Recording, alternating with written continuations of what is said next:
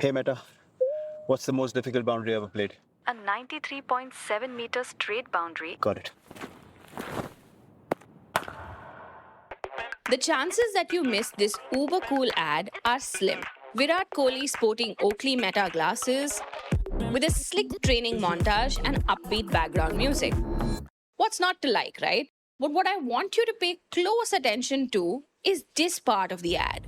Hey Meta, record this in slow motion. Hey Meta, send this video to coach. And just like that, Virat Kohli recorded the bowler, played his shot, and could send it to his coach without taking his hands off the bat, without even having to whip out his smartphone, without needing an elaborate camera setup, just with a voice command and a pair of smart glasses. Pretty cool, right? Explains why they're the new in gadget and have everyone from Virat Kohli to Kylie Jenner endorsing it. Hey Meta, hey Meta, hey Meta, translate this. Not just celebrities, content creators have also been using and talking about these smart glasses incessantly. Basically, how they use these glasses to help them with their work while also looking smart and snazzy. But just as the hype for smart glasses goes up, so do the privacy concerns surrounding them. A new investigation by Swedish newspapers found that video recorded by these glasses is being reviewed by contractors in Kenya. Their job is to label the footage so Meta can train its AI systems. Welcome back. Ken Paxton is investigating Meta over its AI smart glasses, citing privacy concerns. He says the devices can record audio and video, including an always-enabled mode that continuously processes user data. Now, he points to concerns over subtle recording indicators and potential subcontractor access to private user footage. Meta is exploring facial recognition tools as well that could collect facial geometry from people. And Paxton says the company may be misrepresenting its data practices. 2 Harvard students in the US who've hacked Meta's Ray-Ban glasses in order to turn them into makeshift facial recognition systems, right? So all you have to do is look at someone and it will pull up information on that person about who they are, where they live, what their phone number is, and a lot more. And these concerns are exactly what we're going to be exploring in today's episode. What makes these glasses different from any other smart glasses? What are the privacy issues being raised globally with regard to smart glasses? How has Meta responded? What are the digital harms associated with such technology? How beneficial is this technology for those who are, say, visually impaired? How is Meta's pilot program with Be My Eyes in India different from anywhere else in the world? Do privacy rules in India cover wearables? What can be done to curb the misuse of such technology? We asked Dr Milica Stilinovic, a postdoctoral research associate at the University of Sydney, who has studied the harms associated with these smart glasses in great detail. We also have ET's policy pro Suraksha P, who wrote about the concerns surrounding Meta's pilot program in India. It's Friday, July 17th. I'm your host, Dia Rekhi, and you are listening to The Morning Brief from The Economic Times.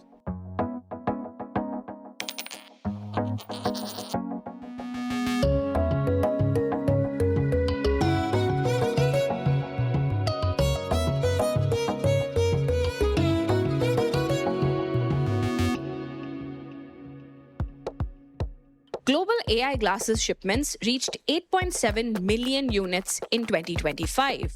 This marked a significant 322% increase. Meta remains the dominant force globally, holding an approximately 85.2% market share, with mainland China becoming its fastest growing market globally.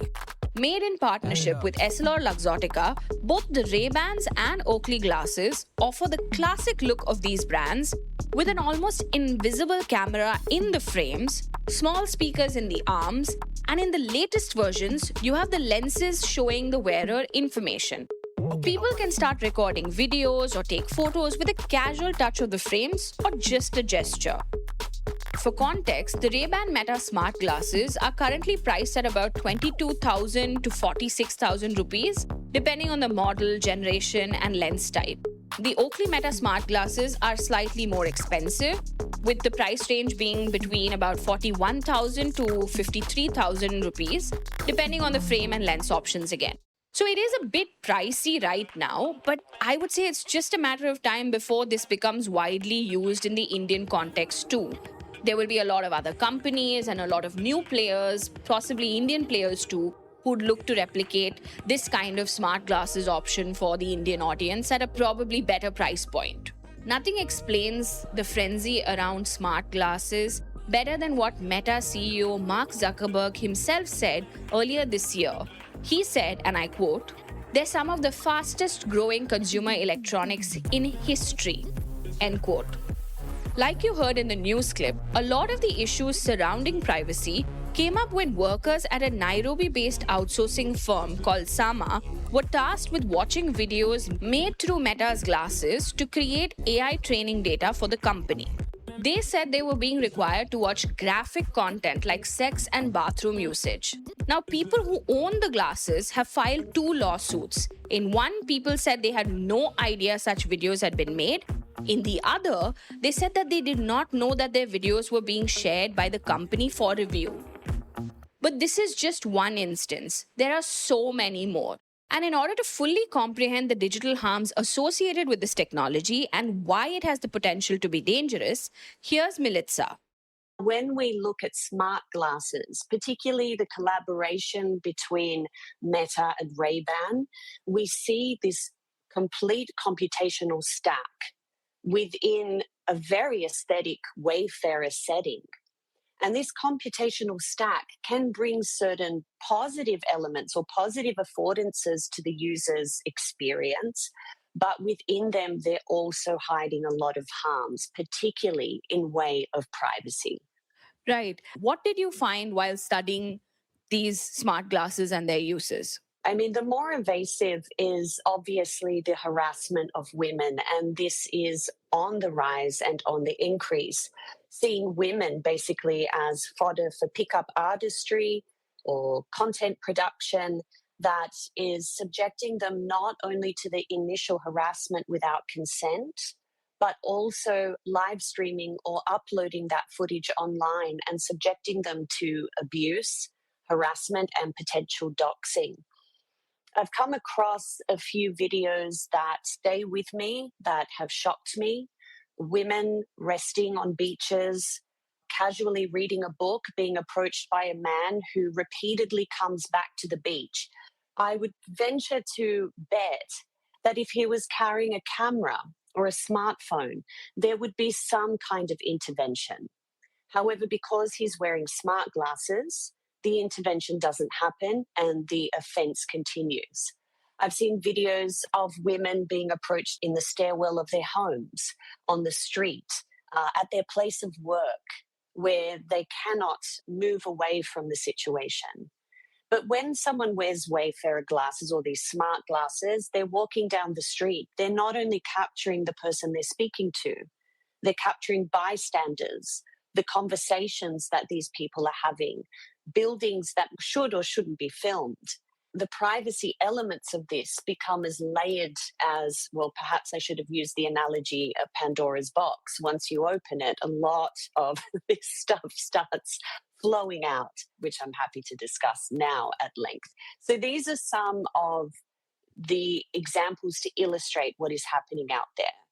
And it will only be on the increase as people continue to adopt this particular technology. Absolutely. And this is something that, I was discussing with a colleague as well, that I think women are also a lot more hesitant to even think of maybe picking up these glasses, because I think one understands the risks associated with it, which is why I think when you have, say, a Kylie Jenner who's been in the public eye for so long and has been filmed without her consent on multiple occasions by the paparazzi, it's even more glaring that she would endorse something like this, right? I wanted to understand from you, Milica, on the gender perspective that comes with, these smart glasses. There is a very real skew in digital harm, right? You would say it's more targeted towards women. Would that be correct? Absolutely. There is documented evidence that technological harms are disproportionately skewed towards women. And whether that is the way the tech is designed, or whether it's the way these affordances or what you are able to do with particular technologies and how they behave, more often than not, you're seeing women as the main victims of the harms that these technologies produce. Absolutely. But I was actually really interested in understanding more about what you've mentioned in your work, where you talk of how these technologies can really erode democratic fabric. Could you give us some case studies or examples of why you believe that something like this could sort of hamper something like a democratic fabric in that sense, right? When you look at democracies, Dia, you're looking at certain pillars that aim to assert or at least enrich the experiences and the lives through the lens of human rights. And so when you're looking at something like smart glasses, you're looking at a siege on privacy. And privacy is something that is inherently presented to individuals in a society as a human right. For example, even if this technology is normalized, we start understanding people are filming us through a flashing, blinking light. Is it fair for us to have an existence in which we assume that we are going to be recorded the minute we leave our homes? We're talking about assumed privacy within certain locations, whether that be in semi-private spaces such as restaurants and other venues, or whether that be in private spaces such as through your window or changing in a locker room. These are things that will soon or potentially be endangered through the use or the normalization of smart glasses. And the fact that this footage is shared online and not being able to consent to be fodder for someone's content is alarming.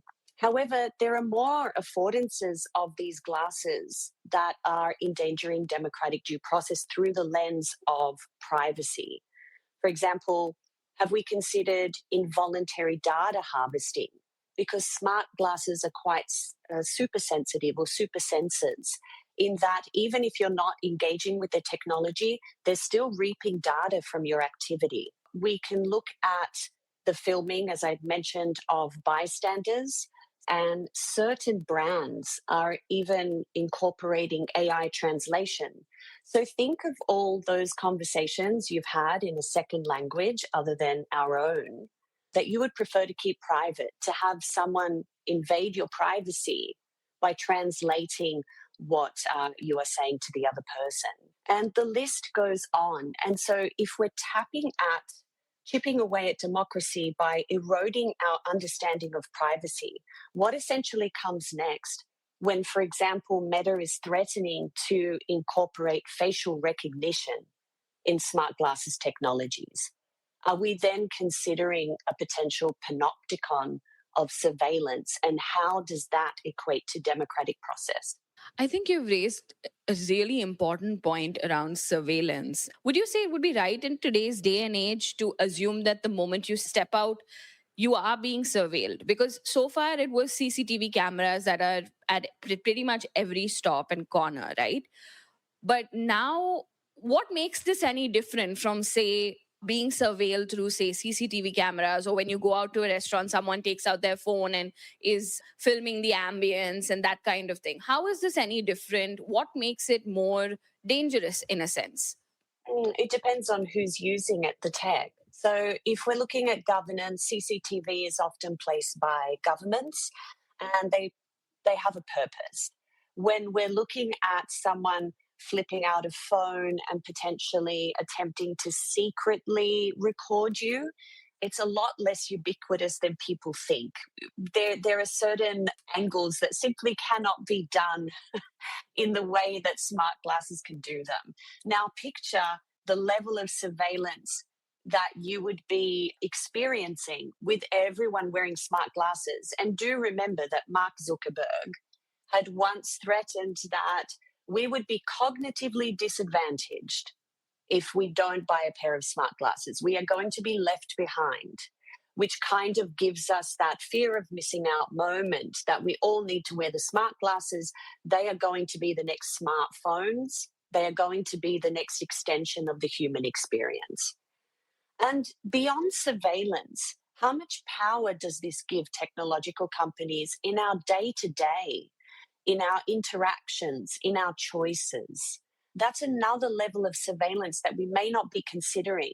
So it's not simply being recorded, it's also that silent recording of your entire experience that is then being used by large learning models to learn, to further sell you things you may not need, that is then positioning you in a situation where you no longer know what the correct answer is because everything that you do is being surveyed and judged one way or another. Absolutely. And there could be people who say that it's not like Meta has invented these smart glasses, right? We've seen iterations of this before with Google. Snap has its own smart glasses in that sense. But it seems like the concerns around Meta glasses seem to be a lot more. Why is that? Why do you think that is happening?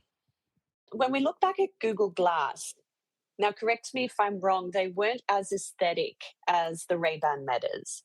The Google Glass was kind of cyborg looking, a bit daggy, and came with a really high price point. They also didn't have as many affordances. Meta, these particular smart glasses have a wider spread affordance, as I said, incorporating audio-visual, live streaming, integration to social media, AI-enabled chat functions, translation, and all these other things that Google Glass didn't have. And again, that price point is very different. And so the uptake is a lot stronger with Meta. The brand is a lot stronger in this particular situation. And now you're seeing them partnering, as you said, with Kylie Jenner.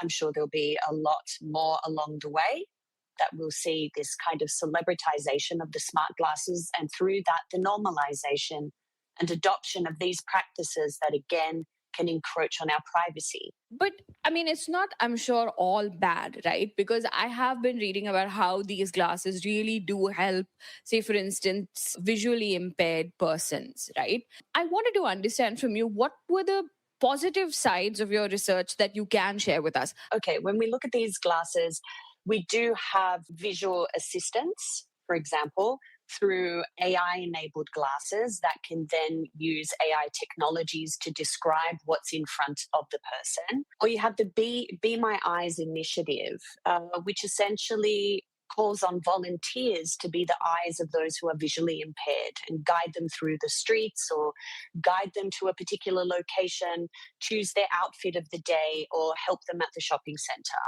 The thing with that is, and I believe it was the United Kingdom's Guide Dog Society, they are warning people to be very careful with what they are sharing with these volunteers or with artificial intelligence. Second, that I would also be concerned about, because there has been no public statement on this yet for these tech companies, are these volunteers vetted?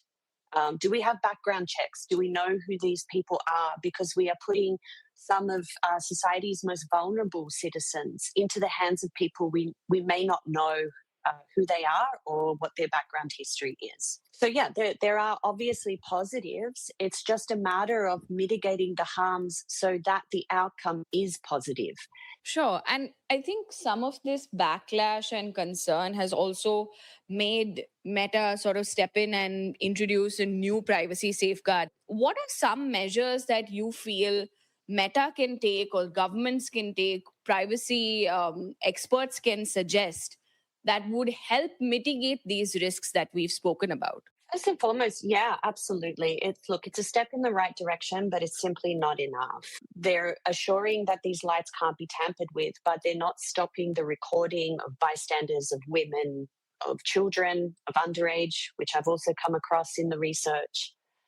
What I would say is that we need to really look at privacy, and we really need to look at rights. And what I mean by that is, for example, content that is being filmed with Meta Ray-Ban that is including a bystander or someone else that you want to interact with, there needs to be a marker of consent. The second thing I would say is that more often than not, the onus is placed on individuals, on women, on those who are vulnerable to protect themselves. Be careful of someone wearing wayfarers, check that if the light is flashing, check that you're not using personal information online, all these sorts of things. Again, the onus is placed on us to protect ourselves. which I think is an unfair standpoint. And the third is open transparency. And this is not to say that tech companies don't do anything, but certainly they don't do enough, especially with the speed at which technologies are rolling out in today's day and age. They really need to come to the table and talk to governance and talk to those who can put in legislation or other regulation that can protect societies from harm. Meta has taken corrective action after facing backlash over these privacy concerns associated with their smart glasses. In an extensive blog post on July 7th, Meta said that it has introduced a new privacy safeguard for its Ray-Ban smart glasses after some users found ways to bypass the device's recording indicator. The update basically disables the camera if the glasses detect that the white LED light, which essentially flashes while photos or videos are being captured, has been physically tampered with or destroyed. For those who don't know, this white LED light flashes while photos or videos are being captured. This feature is intended to prevent people from secretly recording others. The company says that every pair of Meta AI glasses includes a white capture LED on the front of the frame. This light briefly flashes when a photo is taken and continues blinking while a video is recording. According to Meta, the LED has no off switch. Beginning with the second generation of the glasses, Meta says the camera already stopped working if the recording light was covered. The latest update allows the glasses to detect more sophisticated attempts to modify or destroy the light altogether. Meta even went on to acknowledge the concerns in its announcement, saying that the company chose a white recording light because it offered the combination of visibility and experience after extensive testing. It also added that it was working on new privacy features while emphasizing that photos and videos captured with the glasses remain private unless the wearer chooses to import or share them. The company has also said it plans to continue adding new safeguards as the technology evolves. So where does India come in? What are the concerns in the Indian context even with these safeguards? For that, I turn to my colleague Suraksha P, who's written a really interesting story that digs deep into the concerns around a pilot program that Meta has proposed to the Gujarat government to assist visually impaired citizens using Ray-Ban Meta glasses. Listen in. Thank you so much, Suraksha, for joining us on the morning brief. Hey, hi, Dia. It's great to be here. Tell us a little bit about this pilot program first that you spoke of. What is Meta really doing with the Gujarat government? Right. So, Meta, Dia, in a statement on May 25th, it said that it had given a letter of intent to the Gujarat government. In attendance during this submission to the government were the Gujarat Chief Minister, Mr. Bhupendra Patel. Also present were Arun Srinivas, the Managing Director and Country Head of Meta India, Aman Jain, the Senior Director and Head of Public Policy of Meta India, and Harit Shukla, the Principal Secretary of the General Administration Department, Government of Gujarat. So in this statement, Meta said that it will collaborate with the Gujarat government to drive the state's AI agenda, which included obviously accessibility through the Meta AI glasses.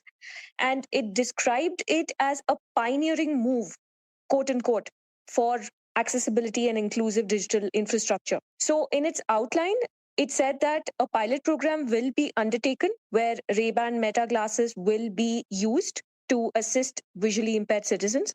It also said that through this initiative, it aims to explore the benefits of AI-powered wearable technology to empower people with disabilities and ensure that, access is given to technological advancements across the state.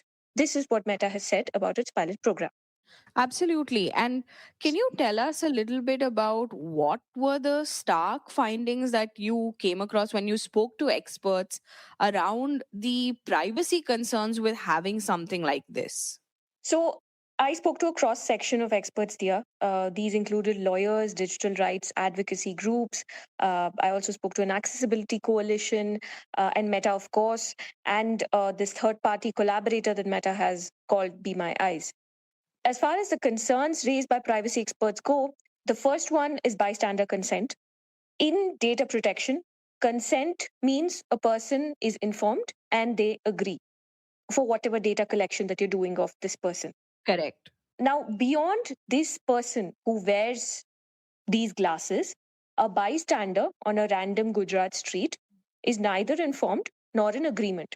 They are unaware that a passing pair of spectacles contains a camera and they have no way to refuse. Now, experts said that, research presented at this ACM conference on human factors and computing systems as far back as 2024 found that even willing wearers cannot reliably indicate when they are recording, and that no current technology lets bystanders register a privacy preference.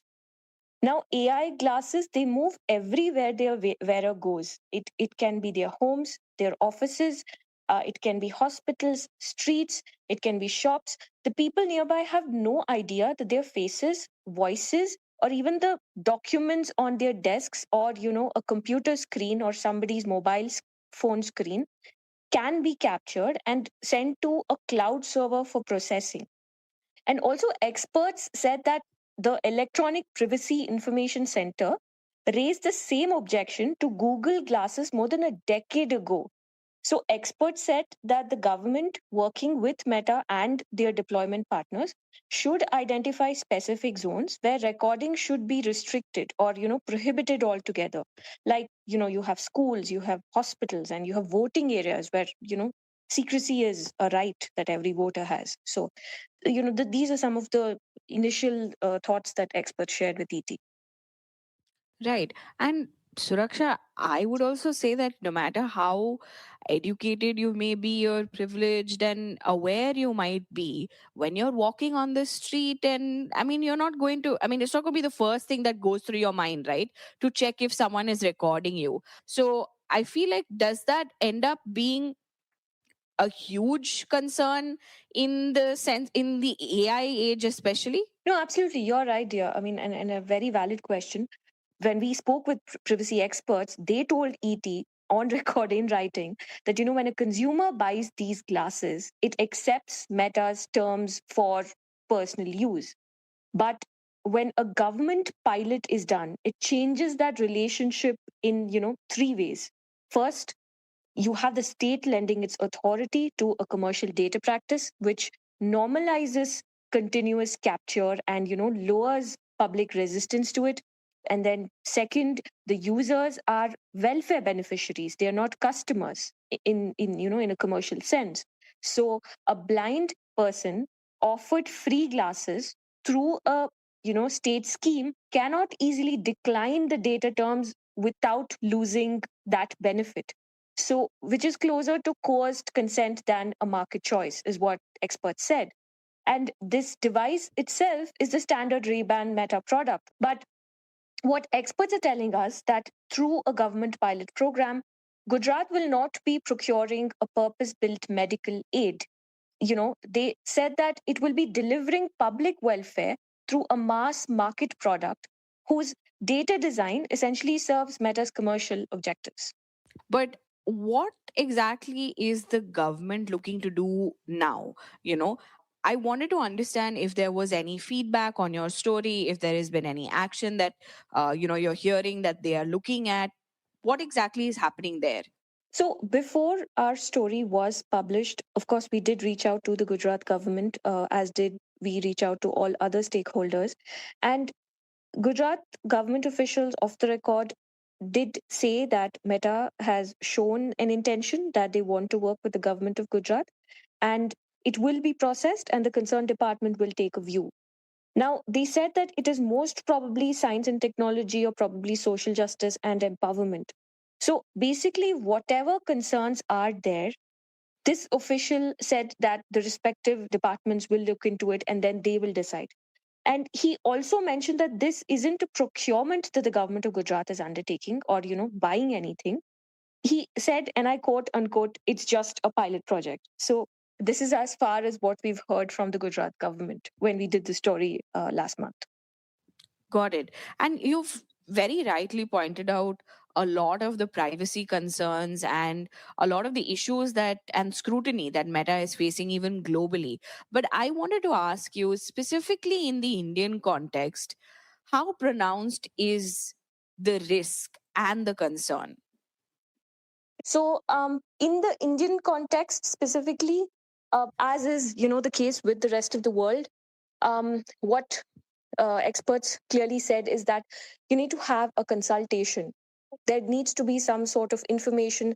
There needs to be some sort of agreement into what users are getting into. So, considering that India is such a huge data market for the company, and also that, our first data law, our first privacy law is yet to come into force next year, it is very important that our data principals, the users, customers, are informed, because compared to the West or Europe, or where you have GDPR and you have other privacy laws in force in the US, India does not have a privacy law in force. I mean, maybe some sections of the act in phased wise are in force, but not the full force of the law. So, in such a scenario, informing Indian users of what they're getting into is paramount, is what all the experts we spoke to told our newspaper. Right. And we'll get to the policy aspect of it in just a bit. I wanted to ask you a little bit more about what Be My Eyes' privacy policy, states, as well as what Meta said when you reached out to them about this story.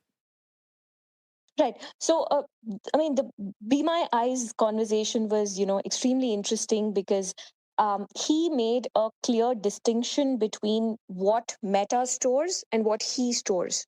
So, both are not the same. So, what Be My Eyes said is that what they exactly store is a couple of minutes calls that users, visually impaired users, make to their volunteer network. These calls are mostly, to ask for help, please help me search for my keys or some documents that I must place something, or some clothes, whatever. So these are the calls that Be My Eyes stores. But independent of that, when a user is not calling Be My Eyes or its volunteer network, whatever recording, images or whatever you take with those glasses, that is not stored by Be My Eyes. Be My Eyes does not have access to it. But whatever calls are made to Be My Eyes, those are stored on servers in the US, and they are stored indefinitely, is what the CEO told us. And he did acknowledge that, once in a while he does get law enforcement requests. Whenever there are abuse complaints, for example, they have to keep those records, those logs, to cooperate with law enforcement if at all somebody makes an abuse complaint, to check if something really has transpired. What about some ways that experts have said the government can mitigate the risks associated with these smart glasses? So, what Meta clearly told ET is that the glasses help you use AI hands free and to answer questions about the world around you.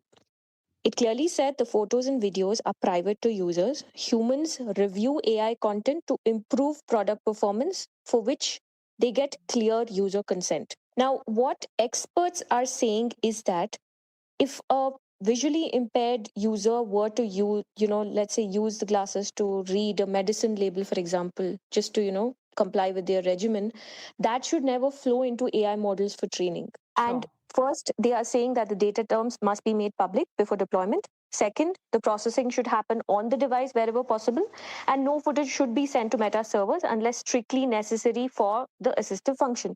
And third, no footage of Indian users or bystanders should be routed to third-party human reviewers for annotation, a practice that Meta clearly acknowledged with the consent of the user, of course. Right. Now, what they're also saying, this was a common theme running with all the experts, is that, you should have an independent data protection impact assessment that should be published, and there should be a sunset clause and an external audit, and consent material must be available in formats that blind users can actually access, because that is your target audience here, right? So other legal experts that we spoke with, of course, said that, there must be a robust upfront assessment. There should be a detailed data protection impact assessment. And, it should not just cover the glasses, just, the product in question, but it should also cover the companion apps. Here it is Be My Eyes. And the cloud processing pipelines, and all these integrated third-party services, it should cover all of that. And they are also saying that the government should publish at least a clear, accessible summary of these assessments, so that users, you have disability advocates, you have independent experts, who can see that, what data is being collected, where is it going, who can access it, how long is it kept, and for what purposes. In terms of the technical and the contractual controls, wherever technically possible, there should be like minimum necessary data that should be transmitted to external servers. And there should be clear enforced limits on data minimization and retention. Now, these, as you know, are like principles of any data protection law, data minimization and retention. And there should be opt-in consent and opt-out controls. So if, let's say, I want to opt out, that should be available to me. And the third thing we're asking for is governance. There should be a definitive answer to the question of who is the primary data fiduciary in the arrangement and who is acting as the processor and who is accountable to the data protection board if there is a breach or a complaint. Now, as you know, Dia, this is all requirements under the DPDP Act, the Digital Personal Data Protection Act, which will come into force in May next year. So if there is a clear distinction on who the data fiduciary is, who the processor is, and who is accountable, if at all there is, complaint to the data protection board, then things will be clearer, is what experts are saying.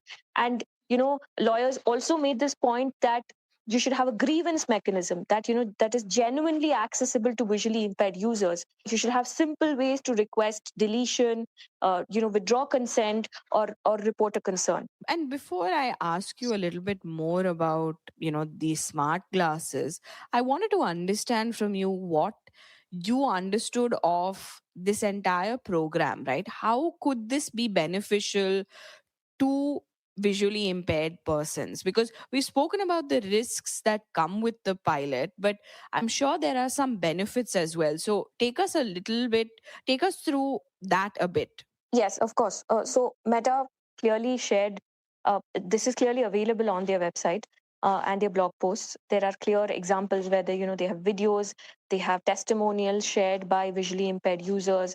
These are people who have served in the armed forces of the United States.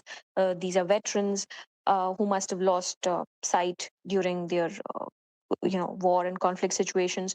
So it has greatly benefited the visually impaired. There are multiple testimonials for anybody to see. I spoke with the Accessibility Coalition. As you know, TAC, it is a platform to, that advances disability inclusion and, accessibility rights across India. So we spoke with TAC Secretary General Nipun Malhotra, and he said that AI-enabled smart glasses can be life-changing, and, persons with visual and other disabilities, it can be of great help. So he said, for a visually impaired user, the ability to identify objects, to read text, to understand surroundings, or, access real-time assistance, it can significantly improve independence, mobility, and, participation in everyday life. So there is no denying that, this technology is extremely beneficial and helpful to visually impaired users of such glasses. Right. Once the DPDP comes into force, do you feel like Meta could face a lot more scrutiny over these glasses? It will. I'm not sure retrospectively how much the law can help. I don't know if there are any statute of limitations on raising concerns or making a complaint to the Data Protection Board from a time when the law wasn't in force. But definitely, if the pilot is done post May next year, depending on how well the project is executed, how much consultation with the users is done, how much information they're given, how well consent is taken from them in a language that they can understand. Depending on all these factors, there is a chance that, there will be scrutiny of this under, the lens of DPDP, because clearly, like several lawyers mentioned, DPDP also does not have specific rules and regulations for wearable technologies as such. This isn't about one company. It isn't about Meta alone. Apple is reportedly developing its own version of smart glasses, possibly to be released next year. Snap has said it will release a new version of its smart glasses called Specs this year. Google, too, is set to try again with smart glasses more than a decade after its notorious Google Glass was pulled from the public within 2 years over privacy concerns. Like Milica said, the facial recognition technology is the scariest bit. Surreptitiously recording people and identifying them. It's of course already happening as indicated by Harvard students in their research. But there are a lot of other uncomfortable questions around this story that I hope this episode will make you ask. The answers to these will shape our future interactions in both private and public spaces. Also, I find Meta's tagline for its glasses interesting. Designed for privacy, controlled by you. But is it really? I let you be the judge of that. Till then, I'm fine with my regular glasses. Not everything needs to be smart. I say, bring back dumb. Thank you, Milica and Suraksha. It's Friday, July 17th. I'm your host, Dia Rekhi, and you are listening to The Morning Brief from the Economic Times. This episode was produced by Anirban Chaudhary and sound designed by Rajas Nair. Keep following our podcast on your favorite platforms. Thank you and have a great weekend.